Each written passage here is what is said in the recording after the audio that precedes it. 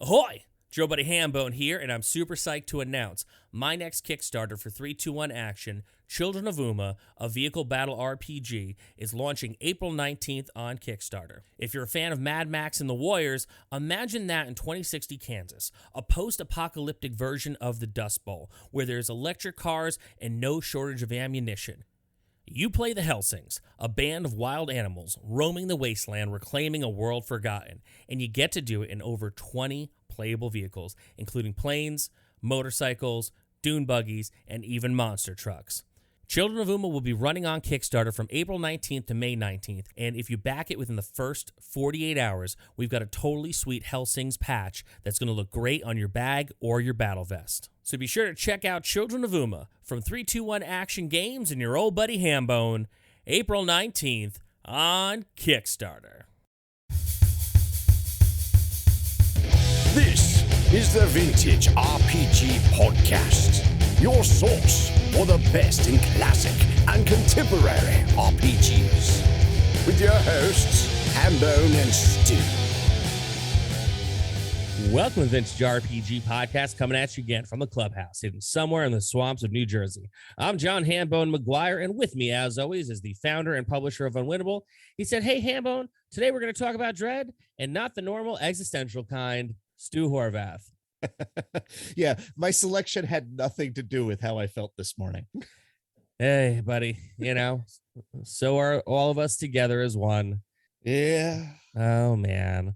So, Stu, tell us about Dread. Dread is a cool game, man. It's one of the first sort of indie RPGs that I was exposed to, I don't know, like 12 years ago. God, was it really 12 years ago? I was at GDC, which is Game Developers Conference in San Francisco, for the video game stuff. And I happened to spectate a game of Dread.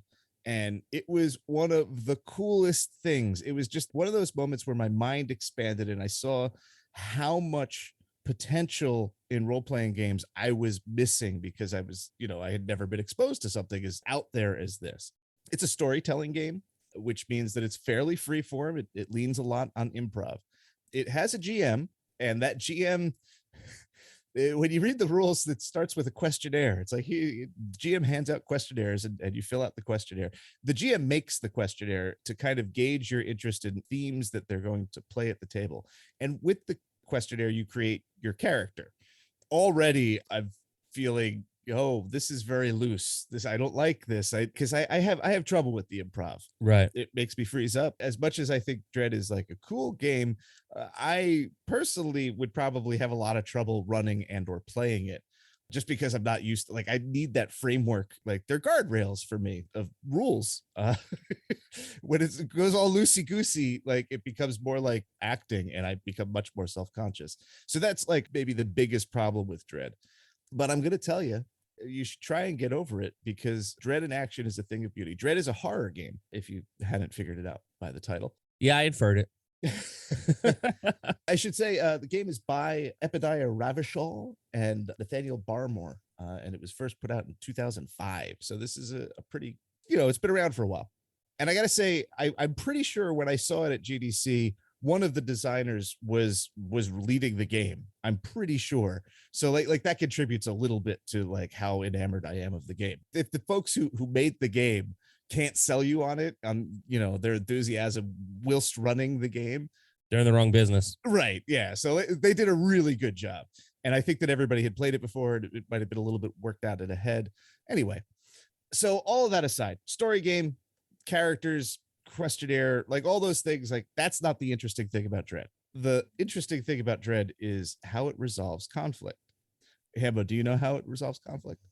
No, this is actually the first time I'm hearing about this game, so I'm interested with my little ears perked up. So it's just so beautiful. Anytime in the game where your character does something where their success is not assured, they must, to find out if they succeed, remove a piece from a Jenga tower. Oh, yes. If a task is suitably complex, they might have to remove more than one. If the tower collapses, your character dies or is otherwise removed from play. Oh, man. Okay, so time out. A little fun fact about me, dear listener. I love Jenga. I used to play with my grandmother all the time. She had an uncanny ability to almost never lose. Uh, right off the bat, the idea that this is done in concert with a Jenga tower. Wow, now I'm very interested in this game. Just sheer brilliance marrying role-playing games with Jenga. I was so astounded when I saw this because it injects something like dice are one thing. The dice are agents of chance, right? But Right. Jenga is all about the precariousness of that tower. It's designed to fall over. It's not a matter of is it going to fall over? It's when is it going to fall over? Every time you pull, it puts the horror right at the table. It's true. It's so perfect. And like, that's kind of all I have to say about it. I mean, there's the one extra rule that you could make a final sacrifice. If you intentionally knock down the tower, your character is going to die, but they're going to accomplish something fantastic in the doing. It's just such a natural fit that is, fairly outside the box. There aren't really many other games that introduce this sort of physical embodiment of the theme of the game at the table. I can think of one other. Well, I can think of two others, but we'll get to that in a minute. It's just brilliant. It's absolutely brilliant. Well, a Jenga tower is like the living embodiment of pressure. Yeah. Right. And it's all fun and games in the first few moves, maybe like once you get like mid tower, but there really does become a point where it becomes inevitable and each pull is going to be more dangerous than the next. So, when we talk about horror games, we talk about like trying to create an atmosphere of horror.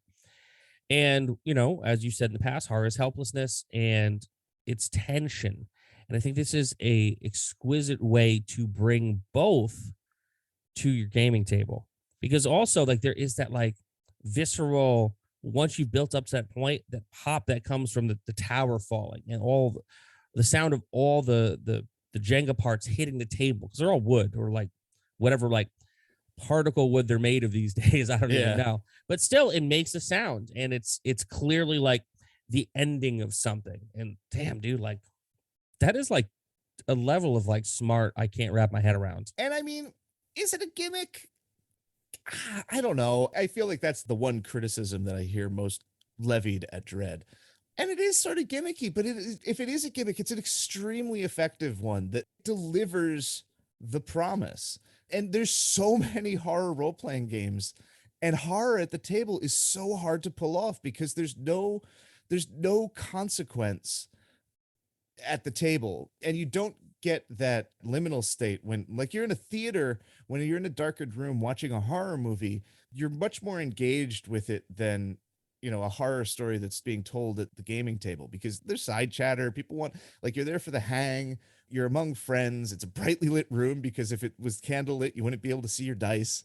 There's all these things that work against horror at the table. But Dread, it doesn't matter how bright that room is. When you go up to that tower and you have to find the piece that you pull out and you have to slide it out so gently, your heart's racing, you're going to break a sweat. It's going to encourage you to feel panic. Now, you're not necessarily going to be panicking about the story. You're panicking about your action at the Jenga table. But those two are married in a way that I think creates an experience that's much closer to the thrill of horror than any other role-playing game I've encountered. Yeah, totally. And this is the ultimate combination of a literal pressure cooker on the table and trying to get people to, as it sounds to me, really give themselves over to it and get that theater and theatrical experience of like being in it, because one member of this group is going to like ruin it for everybody. Well, only your character dies when you knock the tower down. So then you reset it, and you have to set it with, at the beginning of the game, I think you remove 3 pieces, or a piece for every player. And then after a character's been removed, you remove 3 pieces for every character that's missing from the game now. Oh my God, that's so good. You maintain a sense of precarity no matter what. So, I mean, you kind of ruin it for other people because now they've got less less to deal with and less to work with. Does it actually come with a Jenga tower? Or you have to buy that separately. You have to buy that separately. You know, man, I don't even mind that. I normally am a huge proponent of like everything you need in one spot, one-stop shopping. However, knowing how much it costs to literally manufacture anything for a game, I can imagine coming up with their own like Dread Jenga tower, or maybe even getting the licensing for it has to be like ridiculous.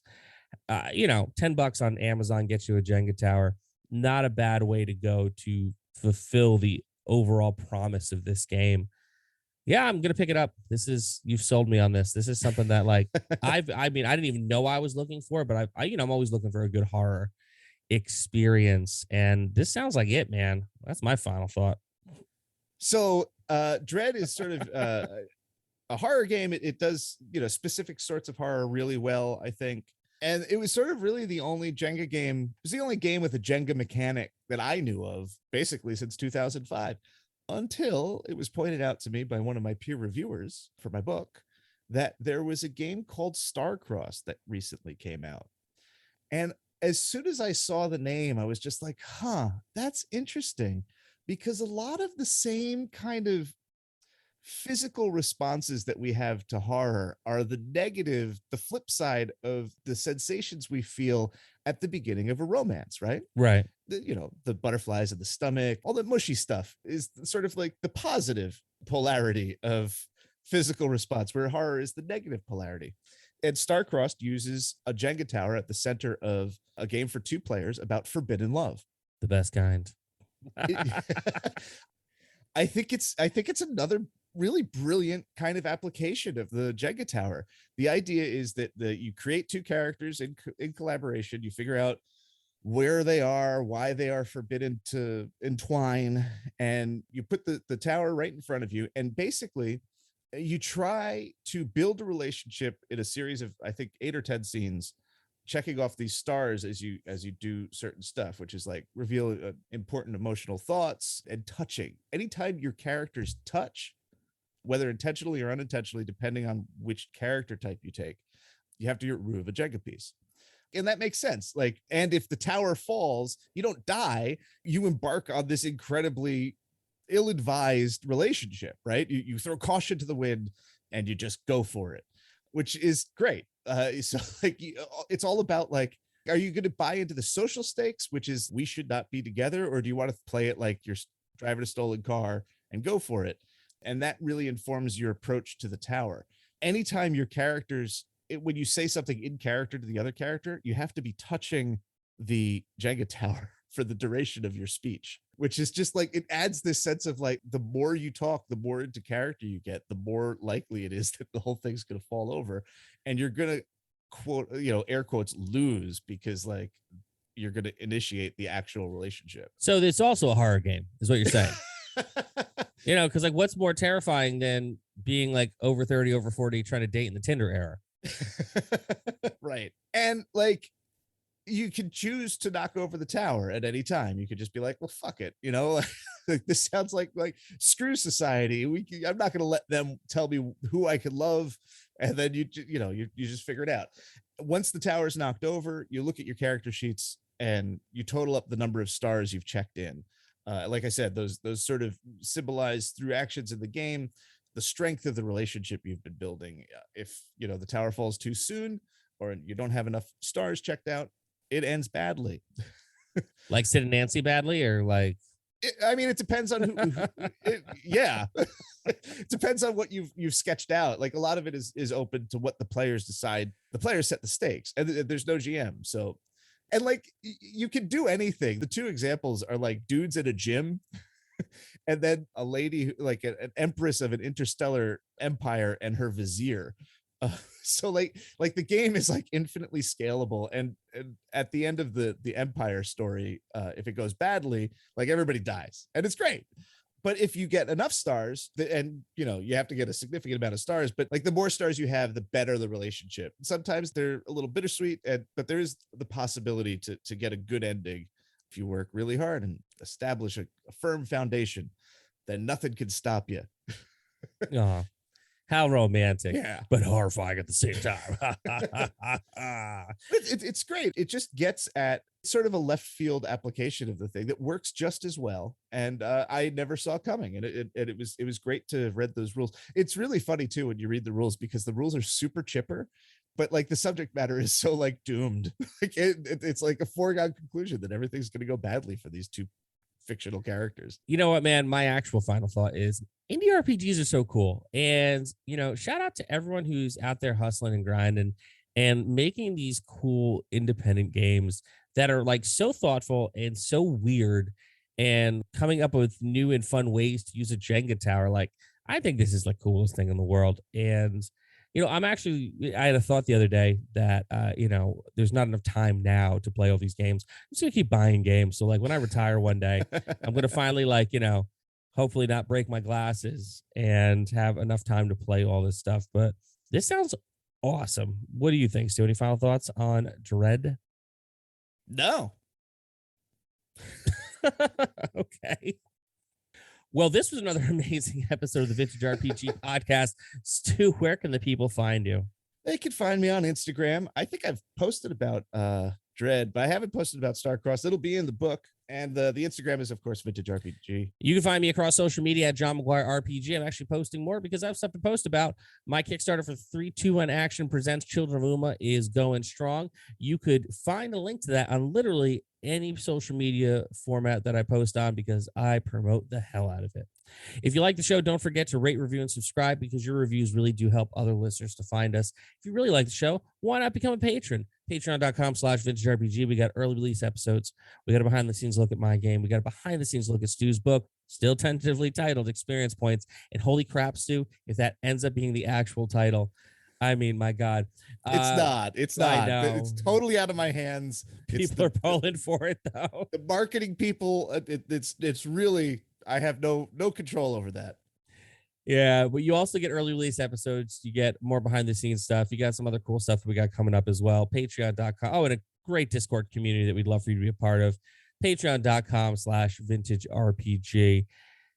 If you like the show, don't forget to rate, review, and subscribe because your reviews really do help other listeners to find us. So for Stu Horvath, I'm John Hambone McGuire. May the dice always roll in your favor.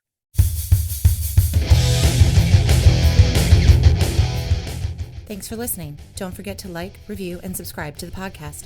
Every review helps other listeners to find us. The Vintage RPG Podcast is a ham-fisted production. Music by Dega West. Art by Schaefer Brown. If you like the podcast, you should also consider becoming a patron at patreon.com.